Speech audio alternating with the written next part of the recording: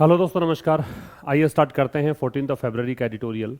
काफ़ी लंबे समय के बाद एक बार फिर से एडिटोरियल हम स्टार्ट कर रहे हैं, क्योंकि पिछले कुछ दिनों से बहुत बिजी शेड्यूल था। इसके चलते कि एसएससी मेंस का एग्ज़ाम है और उसके चलते काफ़ी सारे वीडियोस मैं अपलोड कर ही रहा था पिछले कुछ दिनों में। अब चूँकि बहुत सारी रिक्वेस्ट हैं और बहुत सारे बच्चे चाहते हैं कि एडिटोरियल भी कंटिन्यू रहे, तो कुछ समय निकाल कर कुछ सेशंस आपको प्रोवाइड किए जाएंगे इस दौरान भी। तो आज का जो सेशन है ऑनर ऑफ ऑफिस, इस ऑनर ऑफ ऑफिस की अगर बात करें तो ये राजभवन के लिए कह रखा है, राज्यपाल के पद के लिए कह रखा है। भारत में राज्य स्तर पर जो सबसे बड़ा पद है वो राज्यपाल का पद, और राष्ट्रीय स्तर पर जो सबसे बड़ा पद है वो राष्ट्रपति का पद होता है। लेकिन इसको अगर आप संविधान में देखें तो एक ऑर्नामेंटल डेजिग्नेशन मानी गई है, एक अलंकृत पद, एक डेकोरेटिव पद माना गया है कि हाँ, नाम मात्र का पद है लेकिन सर्वोच्च पद है। लेकिन अभी जो फिलहाल जो घटनाएं घट रही हैं, नए प्रेसिडेंट्स, राष्ट्रीय जो सरकार है, हमारी जो सरकार है वो यहाँ पे कुछ प्रेसिडेंट सेट कर रही हैं, उसको लेकर एडिटोरियल लिखा गया है। तो आइए स्टार्ट करें आज का एडिटोरियल ऑनर ऑफ ऑफिस। यहाँ पे आपको जो अंडरलाइंड पार्ट दे रखा है, येलो कलर में दे रखा है, वो सारे पद आपको सब्जेक्ट मिलेंगे। उसकी वर्ब मैं डिस्कस करूंगा हमेशा की तरह। अगर आप चैनल पे पहले से जुड़े हुए हैं तो आपको निश्चित रूप से पता होगा कि किस प्रकार की अप्रोच एडिटोरियल पढ़ने की चैनल पर रहती है। जो रेड कलर में दिख रखा है वो सारे डिफिकल्ट वर्ड्स हैं, वो सब आपको नोट डाउन करते रहना है। तो देखिए क्या कह रहा है कि ए फॉर्मर जज of the supreme court of India and a former Indian army commander. तो एक तो क्या है, भूतपूर्व जज हैं। देखिए फॉर्मर का मतलब भूतपूर्व भी होता है, और फॉर्मर का मतलब आप पहले को भी कह सकते हो। सीक्वेंस में जो पहले होता है, क्रम में जो पहले होता है, उसके लिए भी हम फॉर्मर शब्द का यूज करते हैं। और फॉर्मर शब्द का यूज हम उसके लिए भी करते हैं जब भूतपूर्व की बात हो। जब सीक्वेंस में पहले के लिए फॉर्मर लगता है तो याद रखिएगा हमेशा द का प्रयोग हम करते हैं, लेकिन जब आप भूतपूर्व की बात करते हैं तो ऐसा नहीं है। तो ये भूतपूर्व है, इसलिए यहाँ पे द का प्रयोग नहीं दे रखा। तो कह रहा है कि भूतपूर्व जज किसके? सुप्रीम कोर्ट ऑफ इंडिया के। सुप्रीम कोर्ट से पहले पक्का पता होना चाहिए कि द का प्रयोग हम करेंगे। And a former Indian army commander, और एक भूतपूर्व भारतीय सेना के कमांडर। अब ये दो लोग हो गए, एक भूतपूर्व जज है और एक दूसरी तरफ एक इंडियन आर्मी कमांडर है। ये दोनों ही क्या हैं? ये उन लोगों के बीच हैं वो जो नए गवर्नर्स स्टेट्स के अपॉइंट किए गए हैं सेंटर के द्वारा, केंद्र सरकार के द्वारा संडे को, उस में इन दोनों का नाम है। ठीक है, तो केंद्र सरकार के द्वारा संडे को अपॉइंट किए गए जो स्टेट्स में गवर्नर्स हैं, नए गवर्नर्स हैं, उनके बीच इन दोनों का नाम भी है। तो आप यहाँ एक बात समझो कि दो सब्जेक्ट्स ये हैं, एक तो है भूतपूर्व जज सुप्रीम कोर्ट के, दूसरा है आर्मी कमांडर। इन दोनों के लिए वर्ब यहाँ पे दे रखी है आपको आर। एक तो ये समझना है। दूसरा आपको समझ लेना है कि संडे से पहले आपको दे रखा है ऑन। क्यों दे रखा है संडे से पहले ऑन? क्योंकि पर्टिकुलरली किसी डे और डेट की हम जब कभी भी बात करते हैं, पर्टिकुलर शब्द का मतलब समझना कि हम यहाँ केवल और केवल संडे की ही बात कर रहे हैं। अगर मैं कहता कि संडे से लेकर अब तक, तो फिर मैं आज तक के दिन को काउंट करता, संडे, मंडे, ट्यूसडे। लेकिन ये तो केवल संडे है, इस कारण से मैंने इसको पर्टिकुलर कहा और इस कारण से इससे पहले ऑन लगा हुआ है। आगे कह रहा है the governors of several states and the lieutenant governor of A union territory were also shuffled. तो यहाँ गवर्नर्स जो हैं, इसकी वर्ब, और साथ में एक और सब्जेक्ट यहाँ पे है लेफ्टिनेंट गवर्नर। ये दोनों ही सब्जेक्ट हैं। इन दोनों सब्जेक्ट के लिए एक वर्ब आपको दे रखी है वर शफल्ड। और आपको पता होना चाहिए कि जब जब आप बी के साथ थर्ड फॉर्म लगाते हैं उसको आप पैसिव नाम देते हैं। ठीक है, बी के साथ थर्ड फॉर्म, बी का मतलब इजेमार भी हो सकता है, बी का मतलब वॉजवर भी हो सकता है। इनके साथ जो थर्ड फॉर्म आती है उसको हम कहते हैं क्या? पैसिव स्ट्रक्चर कहते हैं। तो ये पैसिव वॉइस है। तो देखिए क्या है, governors of several states, several के बाद में नाउन आती है और प्लूरल आती है। सेवरल एक डिटर्मिनर होता है। अनेकों राज्य के गवर्नर्स और लेफ्टिनेंट गवर्नर जो हैं, यूनियन टेरिटरी, एक यूनियन टेरिटरी है, केंद्र शासित प्रदेश है, उसके लेफ्टिनेंट गवर्नर, उसके ऊपर राज्यपाल, इनको भी क्या किया? शफल किया गया। शफल का मतलब होता है रीअरेंज करना। लिख लीजिएगा इसका मतलब। इसका मतलब है रीअरेंज करना। ठीक है, तो इनको रीअरेंज किया गया, इनको भी बदला गया। तो यहां ऑल्सो का प्रयोग भी आपको पता होना चाहिए। ऑल्सो एक एडवर्ब है। ऑल्सो की पोजीशंस की जब हम बात करते हैं तो ये या तो सेंटेंस के स्टार्ट में लग जाता है, या फिर ये कभी कभी आपको नजर आएगा ऑल्सो का प्रयोग किसी मैन वर्ब से पहले कभी आपको नजर आएगा ये लिंकिंग वर्ब्स के बाद में। तो ये मैन वर्ब के पहले भी आता है, लिंकिंग वर्ब के बाद में भी आता है और सब्जेक्ट के पहले भी आता है, सेंटेंस के स्टार्ट में भी आता है। तो ये कुछ पोजीशंस होती हैं ऑल्सो की। तो कह रहा है कि इन रिसेंट ईयर्स, हाल ही के वर्षों में अगर बात करें तो गवर्नर्स जो हैं उन्होंने सॉट क्या है, सीक की थर्ड फॉर्म है, सीक होती है वर्ब की फर्स्ट फॉर्म, सॉट होती है वर्ब की सेकंड फॉर्म और सॉट ही होती है वर्ब की थर्ड फॉर्म। ठीक है, तो कह रहे हैं हाल ही के वर्षों में गवर्नर्स जो हैं उन्होंने क्या कोशिश करी है। सीक का मतलब क्या होता है, चाहना, कोशिश करना, तलाशना। इन्होंने कोशिश करी है कि प्ले अ पॉलिटिकल रोल, की राजनीतिक भूमिका निभाई जाए राज्यों के अंदर, जैसे कि सच एज का प्रयोग हम एग्जाम्पल देने के लिए करते हैं। कौन से राज्य, जैसे कि झारखंड है, केरला है, तमिलनाडु है, वेस्ट बंगाल है, इन सब के creating a train of controversies. और इस प्रकार से इन्होंने एक श्रृंखला यहां पे बना दी है, किसकी, कंट्रोवर्सीज की, विवादों की। ट्रेन जो है इसका मतलब होता है सीरीज, ट्रेन का मतलब क्या है, सीरीज, श्रृंखला। और ए लगा हुआ है डिटरमिनर, तो डिटरमिनर के बाद आने वाला शब्द जो होता है वो क्या होता है, नाउन। तो यहां पे ट्रेन क्या हो जाएगा, नाउन हो जाएगा। एक बार फिर से देख लें कि ये जो सेंटेंस बनाया इन रिसेंट ईयर्स, हाल ही के वर्षों में, ये तो पूरा एक प्रेपोजिशनल फ्रेज है, इसे तो हम एडवर्ब नाम देंगे। तो हाल ही के वर्षों में हुआ क्या है कि गवर्नर्स जो हैं उन्होंने कोशिश करी है कि राजनीतिक भूमिका निभाई जाए राज्यों में, जैसे कि इन राज्यों की अगर बात करें क्या करते हुए, तो क्रिएटिंग यहां प्रेजेंट पार्टिसिपल हुआ, एक सीरीज बनाते हुए विवादों की, कंट्रोवर्सीज की। नेक्स्ट देखिए दूसरा कह रहा है फॉर गुड रीजंस, मतलब बहुत ही अगर सही कारणों की अगर बात करें, तर्कसंगत बात करें, तो जो roles of military and the judiciary है, जो सेना का रोल है और न्यायपालिका का रोल है, two are topics of interest, वो भी इंटरेस्ट के विषय हैं। मीन्स यहां पर भी आप बातचीत कर सकते हैं, पर्टिकुलरली विद रिगार्ड टू एक फ्रेज होता है, इसका मतलब होता है रिलेटेड टू, संबंध में।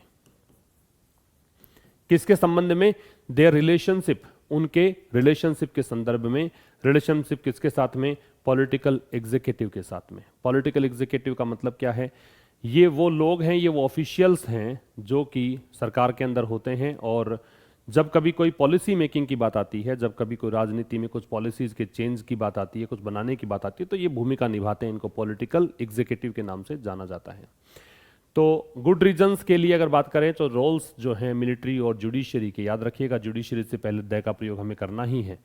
तो ये भी टू जो है वो एक एडवर्ब होता है, और ये उस शब्द के ठीक बाद में आता है जिस पर हमें स्ट्रेस डालना होता है, जिस पर हमें जोर डालना होता है।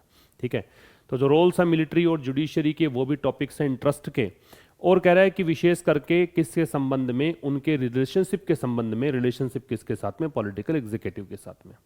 द एग्जीक्यूटिव गवर्नमेंट्स ईगरनेस, तो अब कह रहा है कि जो एग्जीक्यूटिव, वैसे सरकार को ही बोलेंगे, कार्यपालिका बोलते हैं वैसे इसको, लेकिन जहां जहां एग्जीक्यूटिव नाम आए वहां वहां पे आप इसको समझ लें कि सरकार की ही बात हो रही है। तो एग्जीक्यूटिव गवर्नमेंट्स ईगरनेस जो है, जो सरकार है उसकी जो तत्परता है, टू कंट्रोल जुडिशियल अपॉइंटमेंट्स। क्या तत्परता है, ये चाहते हैं कि जुडिशियल अपॉइंटमेंट्स, जज की नियुक्ति हमारे द्वारा की जाए, ये चाहते हैं कि जुडिशियल अपॉइंटमेंट्स है वो उनके कंट्रोल में रहें। Besides the debate on the collegium system, besides जो है वो एक प्रेपोजिशन होता है, और बिसाइड्स का मतलब होता है इन एडिशन टू, के अतिरिक्त। क्या मतलब है, के अतिरिक्त। एक बात और याद रखिएगा, बिसाइड्स के स्थान पे अगर बिसाइड आ जाए, ये दोनों ही चीजें आपको पता होनी चाहिए, बिसाइड और बिसाइड्स। ये जो होता है बिसाइड, ये होता है के नजदीक। ठीक है, और एक थोड़ा सा अंतर इस स्पेलिंग में है, एस लगने से।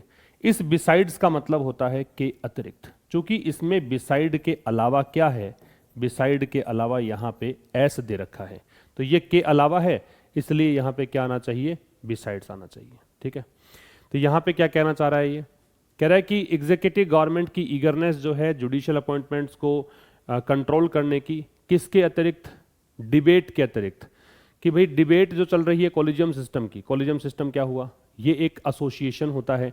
अब हाल फिलहाल जो कॉलेजियम सिस्टम है उसके अंदर सुप्रीम कोर्ट के मतलब जो जज हैं, सीजेआई हैं, और साथ में 4 वरिष्ठ जजेस जो हैं, सीनियर जजेस हैं, वो लोग डिसाइड करते हैं कि कैसे जुडिशरी के अंदर अपॉइंटमेंट्स किए जाने हैं, किन जजेस की नियुक्ति की जानी है। वर्तमान का कॉलेजियम सिस्टम ये है, और वैसे कॉलेजियम का मतलब एसोसिएशन मानिए, ग्रुप मानिए।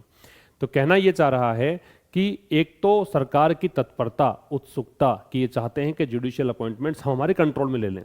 दूसरा, इनकी बहस चल रही है कॉलेजियम सिस्टम को लेकर, जजेस के अपॉइंटमेंट को लेकर, ठीक है। तो ये जो तत्परता है, ये जो ईगरनेस है, इसकी वर्ब, ये जो ईगरनेस है इसकी वर्ब आपको दे रखी है कहां पे, इज। ये क्या है, एविडेंट है, स्पष्ट है। क्या मतलब है एविडेंट का? एविडेंट को आप लिख सकते हैं ऑब्वियस। क्या लिख सकते हैं? ऑब्वियस।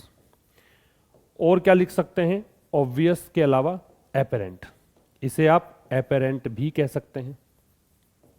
क्या मतलब होता है इन तीनों का? स्पष्ट है, क्लियर है, ये इसका मतलब होता है, ठीक है। आप एविडेंट कह दें, ऑब्वियस कह दें, एपेरेंट कह दें, तीनों का मतलब ही क्या है? स्पष्ट है। एक बात और समझ लेना कि इन तीनों के साथ में कि किस चीज के लिए स्पष्ट है, किस चीज के लिए ऑब्वियस है, अगर आपको प्रेपोजिशन रिक्वायर्ड हो तो आपको क्या लगाना होता है? आपको हमेशा इनके साथ में टू लगाना होता है। ये बात ध्यान रखनी चाहिए। आपको पता होना चाहिए कि एविडेंट का सिनोनिम ऑब्वियस और एपेरेंट है, और इन तीनों के साथ में प्रेपोजिशन क्या रिक्वायर्ड है? टू लगना चाहिए जब भी इसका ऑब्जेक्ट दे रखा हो। फिलहाल तो ऑब्जेक्ट नहीं है, अगर ऑब्जेक्ट होता तो हम टू लगाते, ठीक है। आगे देखिए, इट हैज सेलेक्टिवली डिलीड। अब यहां कह रहा है इट हैज, इसने सेलेक्टिवली, चयनात्मक रूप से डिले कर दिया, देरी कर दी, और एक्सिलरेट कर दिया, मतलब तेज गति कर दी, किसकी? नियुक्तियों की, अपॉइंटमेंट्स की, रेकमेंडेड बाई द कॉलेजियम, जो कि कॉलेजियम ने रेकमेंड किए थे, जो कॉलेजियम ने सिफारिश जिसकी की थी, ठीक है। तो इसने क्या किया है? मतलब सेलेक्टिव तरीके से, मतलब ऐसा नहीं है कि सबके ऊपर एक तरीके से ही पेश आए हैं।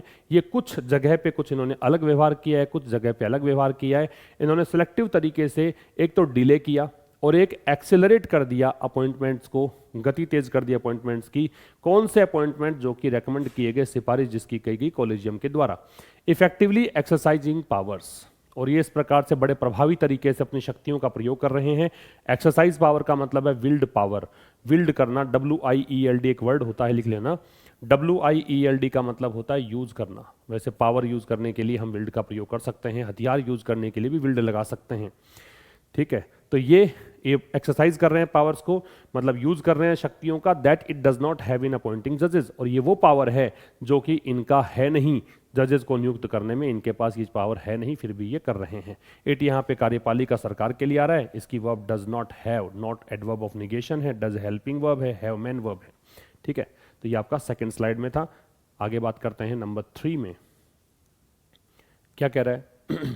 The Bharatiya Janata Party has also face charges of using the armed forces to further its political narratives. Bharatiya Janata party राजनीतिक पार्टी है, द का प्रयोग है, पता होना चाहिए। इसने क्या किया है? इसने फेस किया है चार्जेस को, इसने सामना किया है उन आरोपों का। आरोप किसके हैं? Of using the armed forces, कि इन्होंने प्रयोग किया है सशस्त्र बलों का, to further its political narratives, अपने राजनीतिक कहानी को आगे बढ़ाने के लिए। नैरेटिव होता है स्टोरी, ठीक है। तो ये कह रहा है भारतीय जनता पार्टी सब्जेक्ट हुआ, इसकी वर्ब हुई हैज, इसकी मैन वर्ब हुई फेस्ड, ऑल्सो है वो मैन वर्ब से पहले आता है।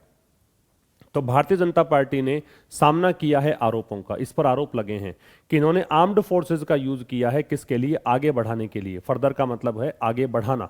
It's political narratives, it's possessive adjective है, भारतीय जनता पार्टी के लिए है। पॉलिटिकल एडजेक्टिव है, नैरेटिव्स यहाँ पे नाउन है, अपने राजनीतिक जो कहानी है उसको आगे बढ़ाने के लिए। अर्लियर टू, पहले भी ऐसा हुआ है, ठीक है। अर्लियर जो होता है वो क्या है? अर्लियर जो शब्द है इसका उल्टा होता है लेटर, ठीक है। क्या बताता है? टाइम बताता है। ये दोनों ही टाइम के लिए आते हैं, चाहे अर्लियर की बात करें या लेटर की बात करें, दोनों ही किसके लिए आएंगे? टाइम के लिए आएंगे। एक बात और याद रख लेना कि एक इसके अतिरिक्त जो होता है वो होता है LATTER, ये आता है सीक्वेंस के लिए, और इसका उल्टा होता है क्या? फॉर्मर। ये दोनों ही किसके लिए आएंगे? ये आएंगे सीक्वेंस के लिए। तो जब हम क्रम की बात करते हैं तब तो लगाते हैं लेटर LATTER, और जब टाइम की बात करते हैं तो लगाते हैं लाइटर। इसका प्रोनाउंसिएशन क्या होता है? लाइटर होता है। इसका ऑपोजिट अर्लियर और लेटर का ऑपोजिट फॉर्मर, और लेटर से पहले भी दे लगता है और फॉर्मर से पहले भी दे लगता है, ठीक है। तो यहां पे क्या है? अर्लियर टू, पहले भी ऐसा हुआ था। Retired police and intelligence officers, की सेवानिवृत्त पुलिस और जो खुफिया अधिकारी हैं, वेंट ऑन का मतलब है कि वो करते गए और ऐसा करते करते ऐसा हो गया, तो उन्होंने भी ऑक्यूपाई किया है, उन्होंने भी अधिग्रहित किया है। ऑक्यूपाई का मतलब होता है अधिग्रहित करना। राजभवन, राज्यपाल के लिए जो भवन होता है उसकी बात है, और राष्ट्रपति भवन होता है, राजभवन होता है ना। तो यहाँ पे कह रहा है कि पहले भी ऐसा हुआ है कि सेवानिवृत्त पुलिस अधिकारी और खुफिया एजेंसी के जो अधिकारी हैं उन्होंने भी वो भी राज्यपाल बने हैं, but it was the appointment of a retired chief justice. लेकिन इट की वर्ब है वॉज है, लेकिन रिटायर्ड चीफ जस्टिस की नियुक्ति जो हुई है ना, वो गवर्नर के रूप में 2014 में, इस चीज ने क्या किया, एक नया प्रेसिडेंट सेट किया है। प्रेसिडेंट का मतलब होता है एग्जाम्पल, प्रेसिडेंट का मतलब क्या है, एग्जाम्पल, इसका मतलब है उदाहरण, प्रीवियस केस, ठीक है। तो ये जो नियुक्ति हुई है ये एक अलग सी प्रक्रिया है, अदरवाइज तो पहले भी बहुत बार ऐसा हो चुका है, लेकिन पहली बार ऐसा हुआ 2014 में कि यहां आपने गवर्नर बना दिया किसको, सीजेआई को। Another retired CJI was nominated to Rajya Sabha, Rajya Sabha से पहले दे लगेगा, लोकसभा से पहले दे लगेगा, ये आपको ध्यान रहना चाहिए। एक और रिटायर्ड सीजीआई है, उनको भी नॉमिनेट किया गया राज्यसभा में 2020 में, रेजिंग आईब्रोज, और इस चीज ने सरप्राइज यहां पे व्यक्त कर दिया, मतलब पैदा कर दिया। रेज आईब्रो का मतलब होता है मतलब एक सरप्राइज होना, कोई व्यक्ति अचंभित है और साथ में उसका माइल्ड डिसअप्रूवल भी है, थोड़ा सा वो उस चीज से सहमत भी नहीं है, वो सोचता है कि हाँ ये तो नहीं होना चाहिए था, और उस अचंभित होने की घटना के लिए हम बोलते हैं रेज आईब्रोज, ठीक है। रेज आईब्रो एक फ्रेज है, इसका मतलब है show surprise with mild disapproval, लिख सकते हैं इसको, show surprise with mild disapproval, ठीक है। तो माइल्ड डिसअप्रूवल के साथ में आप सरप्राइज अगर व्यक्त करते हो तो उसे हम क्या कहते हैं, उसे कहते हैं रेज आईब्रोज। तो एक और रिटायर्ड सीजीआई को नॉमिनेट किया गया, पैसिव का स्ट्रक्चर है, कहां पर नॉमिनेट किया गया, राज्यसभा में। कब की बात है, 2020 की। पर्टिकुलरली किसी ईयर की बात आप करोगे, किसी मंथ की बात करोगे तो इन लगता है, और इस चीज ने एक अचंभे में डाल दिया लोगों को। नेक्स्ट देखिए, नेक्स्ट कह रहा था institution of the governor is a legacy, legacy का विरासत होता है, हेरिटेज होता है। तो जो इंस्टीट्यूशन है गवर्नर का, गवर्नर वाली जो पोस्ट है, वो एक लेगेसी है of the British imperial governance structure. British Britain imperial उपनिवेशिक, गवर्नेंस मतलब जो सत्ता चलती थी, स्ट्रक्चर मतलब ढांचा, मतलब आपने ये राज्यपाल वाली पोस्ट ली कहां से ये सिस्टम चलन में आया, तो ये ब्रिटेन से इन्होंने सीखा है। ब्रिटेन की उपनिवेशिक जो एक सरकार चलती थी उस समय से ये चीज चल रही है, ये कहना चाह रहा है। लेगेसी जो है वो नाउन है, ए के बाद दे रखा है, डिटर्मिनर के बाद है। द लेजिटिमेसी, लेजिटिमेसी का मतलब होता है वैधता, validity of a nominated governor. किसकी लेजिटिमेसी, नॉमिनेटेड गवर्नर की, एक नामित राज्यपाल की। इन अ डेमोक्रेसी, एक लोकतंत्र में, was the topic of A heated debate, ये एक गर्मा गर्मी बहस का क्या था, टॉपिक था। इन द कॉन्स्टिट्यूएंट असेंबली, किसमें, निर्वाचन सभा के अंदर। But it was carried on, लेकिन इसको कंटिन्यू किया गया into the new Republic nevertheless, एक नए गणतंत्र में भी। नेवरदलेस का मतलब होता है फिर भी, एडवर्सेटिव स्टेटमेंट को डिनोट करने के लिए काम में आता है। लेजिटिमेसी जो है इसकी वर्ब है वॉज, और इट है इसकी वर्ब है वॉज, और वॉज के साथ कैरिड, पैसिव वॉइस है। कैरी ऑन का मतलब कंटिन्यू करना होता है। तो कह रहा है कि नॉमिनेटेड गवर्नर, कि आप किसी गवर्नर को नामित करते हो, इसकी वैधता है कि नहीं, ये सही है कि नहीं लोकतंत्र में, ये बहुत ही हीटेड डिबेट का विषय था, गर्मा गर्मी बहस का विषय था। डिबेट नाउन है, हीटेड एडजेक्टिव है। हीटेड डिबेट का मतलब है जहां पे हॉट वर्ड्स एक्सचेंज किए गए हों, किसमें, निर्वाचन सभा के अंदर। लेकिन इसको कंटिन्यू किया गया और नए गणतंत्र में इसको शामिल कर लिया गया फिर भी, ठीक है। The governor was to act as a dynamic link between the centre and the state. Dynamic का मतलब पावरफुल होता है, डायनामिक का मतलब वैसे गतिशील भी होता है, लेकिन यहां पे जो प्रसंग है उसके अकॉर्डिंग आप इसका मीनिंग निकालोगे, पावरफुल। तो गवर्नर जो है उसको काम करना था। देखिए, वॉज टू या वर टू लगाते हो इसका मतलब कोई भी काम करना था। इज टू, एम टू या आर टू लगाते हो इसका मतलब कोई भी काम करना है, ऐसा मीनिंग मिलता है। तो कह रहा क्या है कि गवर्नर को काम करना था एक डायनामिक लिंक के रूप में between the centre and the state, किसके बीच में, सेंटर और स्टेट के बीच में। और लेकिन जो मेकर्स है कॉन्स्टिट्यूशन के, जो संविधान निर्माता है, वर क्लियर, उनको इस बात का स्पष्ट पता था that the post were must remain ornamental, कि ये जो पोस्ट है, ये जो पद है, वो कैसी होनी चाहिए, ऑर्नामेंटल। ऑर्नामेंटल का मतलब क्या होता है, डेकोरेटिव, शोई, मतलब केवल दिखावे की पोस्ट, ठीक है। प्रभावी नहीं हो, इफेक्टिव नहीं हो, है ना, यूजफुल नहीं हो, केवल दिखावे की कोई चीज हो, उसको ऑर्नामेंटल कहा जाता है। तो जो कॉन्स्टिट्यूशन के निर्माता थे वो बहुत ही स्पष्ट थे इस बात को लेकर कि ये जो पद सृजित किए हैं आपने, ये होने चाहिए ornamental, accept in very narrowly defined situations, केवल और केवल कुछ बहुत ही नैरो तरीके से, बहुत संकीर्ण तरीके से परिभाषित स्थितियों में, इन विच देवर अलाउड डिस्क्रेशन डिसीजन मेकिंग, और वो स्थितियां हैं जिनमें उनको, किनको, राज्यपालों को अलाउ किया गया था डिस्क्रेशन का यूज करना। डिस्क्रेशन मतलब होता है विवेक, अपना विजडम, अपनी प्रूडेंस, ठीक है, इन डिसीजन मेकिंग, निर्णय लेने में। फिर समझिए, गवर्नर की वर्ब है वो वॉज है, तो गवर्नर को काम करना था एक डायनामिक लिंक के रूप में, एक पावरफुल लिंक के बीच में, किसके लिए, केंद्र और राज्य के बीच। लेकिन जो संविधान निर्माता थे, मेकर्स की वर्ब वर है, वो बहुत ही स्पष्ट थे किस बात को लेकर कि ये जो पोस्ट हैं, गवर्नर वाली पोस्ट हैं, ये होनी ही चाहिए ऑर्नामेंटल, किसके अलावा, केवल कुछ नैरोली डिफाइंड सिचुएशंस के अलावा जिनमें उनको अलाउ किया गया था डिस्क्रेशन के लिए इन डिसीजन मेकिंग। डिस्क्रेशन किस में, डिसीजन मेकिंग में। डिस्क्रेशन का मतलब है एक प्रकार से प्रूडेंस कह सकते हो, स्व विवेक को कहते हैं, हिंदी में भी लिख लीजिएगा, स्व विवेक।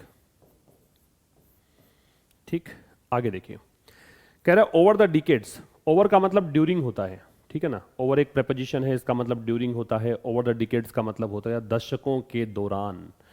The over reach, over reach क्या होता है कि आपको अथॉरिटी अलाउ नहीं करती है, उससे बाहर जाकर आप काम करते हो, उसको बोलते हैं ओवर रीच। तो ओवर द डिकेड्स, दशकों के दौरान, काफी 10 वर्षों की प्रक्रिया जो है उसके दौरान जो ओवर रीच रही है, मतलब ये सत्ता में जो बीजेपी आई है उसको इंगित कर रहा है लेखक सीधा सीधा कि जो बीजेपी का शासनकाल रहा है उसमें जो गवर्नर्स की ओवररीच रही है, गवर्नर जो कि काम उनको नहीं करना चाहिए था वो काम वो कर रहे हैं, अपने अथॉरिटी से आगे आकर काम कर रहे हैं, ये जो ओवररीच है has become a serious question, ये एक बहुत ही गंभीर प्रश्न बन चुका है। किसमें, सेंटर स्टेट रिलेशंस में, केंद्र और राज्य के रिश्तों में, एंड डेमोक्रेसी और लोकतंत्र में इन जनरल, अगर हम सामान्य तौर पर बात करें तो। The dominance of the BJP, जो प्रभुत्व है, डोमिनेंस है, डोमिनेंस का मतलब प्रभाव है, इफेक्ट है, इंपैक्ट है बीजेपी का, किसमें, सेंटर में। कब से, 2014 से। ये डोमिनेंस, डोमिनेंस की वर्ब है हैज एडेड फ्रेश टेंशंस, इसने नई परेशानियां पैदा कर दी है, किसके साथ, राज्यों के साथ। डोमिनेंस की वर्ब है हैज एडेड है, फ्रेश का मतलब न्यू है, ठीक है, तो इसने राज्य के साथ में नई टेंशंस को पैदा कर दिया है। The BJP has a vision, BJP का एक विजन है, क्या, नेशनल यूनिटी का, कि राष्ट्रीय एकता हो, दैट कोजेज, और ये जो नेशनल यूनिटी है ये यहां पे चिंता पैदा करती है। एंजाइटी का मतलब होता है वरी, किसके बीच, रीजनल इंटरेस्ट ग्रुप्स, रीजनल मतलब क्षेत्रीय, इंटरेस्ट मतलब हित, जिनका हित है, ग्रुप्स मतलब समूह। तो बीजेपी जो है उसका एक विजन है नेशनल यूनिटी का, और ये जो विजन है, ठीक है, ये जो विजन है, विजन ही मान लीजिए, ये विजन की बात ही है, ये यहां पे चिंता पैदा करता है किसमें, क्षेत्रीय हित रखने वाले जो समूह हैं उनके बीच, राइट। फिर क्या कह रहा है, the office of the governor was to be embellish, embellish का मतलब है डेकोरेट करना, या क्या कहें कि अलंकृत करना, ठीक है। तो जो ऑफिस है गवर्नर का, उसको क्या करना था, उसको एम्बेलिश करना था, किसके द्वारा, पर्सनैलिटीज के द्वारा। पर्सनैलिटीज कौन सी, वो पर्सनैलिटीज जो कि इसको ऑक्यूपाई करेगी। ऑक्यूपाई का मतलब अधिग्रहित करना। दोज किसके लिए आ रहा है, ये हु किसके लिए आ रहा है, दोज के लिए। और याद रखें हमेशा कि दोज हु का कॉम्बिनेशन बनता है, हु से पहले दे और देम कभी नहीं आता है, याद रखना इस बात को। तो ऑफिस जो है गवर्नर का, उसको एम्बेलिश किया जाना था, पैसिव का स्ट्रक्चर है, वॉज टू बी एम्बेलिश्ड, किसके द्वारा, पर्सनैलिटीज के द्वारा। पर्सनैलिटीज कौन सी, जिनको क्यों ऑक्यूपाई करना था। Opening it as a post retirement possibility, अब इसको आपने पोस्ट रिटायरमेंट, पोस्ट मतलब रिटायरमेंट के बाद आप इसको ओपन करते हो इस संभावना के रूप में, फॉर दोज, उन लोगों के लिए, हु आर रिक्वायर्ड, जिनको की जरूरत पड़ती है, किसके लिए, कि वो अलूफ रहें। अलूफ क्या होता है, अलूफ का मतलब होता है, आप इसको इनडिफरेंट कह सकते हो। अलूफ का मतलब क्या होता है, इनडिफरेंट। और क्या कह सकते हो अलूफ को, डिटैच्ड, मतलब अलग थलग, भाव शून्य, है ना। फ्रॉम पार्टीजन, पार्टीजन क्या होता है, पार्टीजन यहां पे पहली बात तो एडजेक्टिव है, ठीक है, एक एक शब्द समझते चलना, एक एक शब्द लिखते चलना, कुछ भी मिस नहीं करना है, तभी इन चीजों की अहमियत रहेगी। पार्टीजन एडजेक्टिव है। पार्टीजन का मतलब क्या होता है, इसका मतलब होता है जो प्रेजुडिस्ड है या जो बायस्ड है, पक्षपातपूर्ण, वन साइडेड होते हैं ऐसे लोग। जो पार्टीजन हैं वो वन साइडेड होते हैं, वो किसी एक तरफ झुके हुए होते हैं, वो पक्षपात करने वाले होते हैं, ठीक है। तो जिन्हें जरूरत पड़ती है कि वो इनडिफरेंट रहे, भाव शून्य रहे, किस चीज से, पार्टीजन पॉलिटिक्स से, ऐसी राजनीति जो मतलब किसी वन साइडेड राजनीति हो उससे अलग रहें, इन देयर करंट रोल्स, अपने वर्तमान रोल में जो भी उनको वर्तमान रोल मिला है। लोअर्स, अब ये जो चीज हुई है ना, ये एकदम स्तर नीचा कर देती है डिग्निटी का, डिग्निटी प्रतिष्ठा किसकी, इन ऑफिसेज की। कौन से, दैट दे लीव बिहाइंड, वो ऑफिसेज जो कि ये लोग, दे की वर्ब लीव है, जो ये पीछे छोड़ देते हैं, and what they go on to occupy, और वो ऑफिसेज जिनको वो आगे चलकर अधिग्रहित करते हैं। फिर समझना, यहां से देखेंगे ओपनिंग, ओपनिंग यहां पे एक प्रकार से यूं कह दो कि क्या है, प्रेजेंट पार्टिसिपल के फॉर्म में है। तो as a post retirement possibility for those who are required to stay aloof from partisan politics in their current roles, ये जो ओपनिंग है इसको भी आप हाईलाइट कर लीजिए, ये भी आपका सब्जेक्ट है और ये जेरेंड है, पार्टिसिपल नहीं है, जेरेंड है। इसकी वर्ब यहाँ पे लोवर्स है। क्या कहना चाह रहा है कि इसको अगर आप ओपन करना मतलब खोल देना, अवसर खोल देना, किसके लिए, पोस्ट रिटायरमेंट पॉसिबिलिटी के रूप में, कि रिटायरमेंट के बाद में एक संभावना है उन लोगों के लिए जिनको की जरूरत पड़ती है कि वो भाव शून्य रहें, वो इंडिफरेंट रहें, उदासीन रहें, किससे, पार्टीजन पॉलिटिक्स से, अपने वर्तमान रोल्स में। तो इसको अगर आपने इन लोगों के लिए, जिनको की आवश्यकता थी कि राजनीति में कभी दखलंदाजी करनी ही नहीं चाहिए, ऐसे लोगों को राजनीति से दूर रहना चाहिए, तटस्थ रहना चाहिए, आपने इनके लिए ये पोस्ट रिटायरमेंट पॉसिबिलिटी कर दी है कि सेवानिवृत्ति के बाद में आपको इस पद पर आसीन कर दिया जाएगा।